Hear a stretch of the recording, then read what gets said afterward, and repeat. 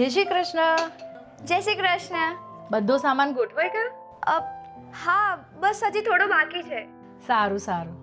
તને યાદ છે પેલા આપણે 2-5 વર્ષે ઘર બદલતા હતા? હા. અને બેટા તને એ પણ યાદ હશે કે આપણે કેવા મેલા કપડાં લઈને પાણીની ટાંકીએ જતા હતા અને ત્યાંથી પાણી ભરીને લાવતા હતા. હા મમ્મી, પણ આખરે આ બધામાંથી આપણને છુટકારો મળ્યો. હા બેટા, મળ્યો. કેમ કે મોદીજી આવ્યા, પોતાના ઘર થયા, પાણીના કનેક્શન આવ્યા, ચૂલા ગયા અને ગેસ કનેક્શન આવ્યા. આપણું જીવન બદલાઈ ગયું. અરે હજી તો તું જો, આ તો શરૂઆત છે. મોદીજીની ગેરંટી છે કે આ આવનારા વર્ષોમાં આપણા જેવા સામાન્ય માણસોનું જીવન હજી વધારે સુધરશે.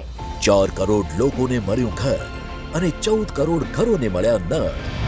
મોદીની ગેરંટી. કમરનું બટન દબાવો, ભાજપને વિજયી બનાવો.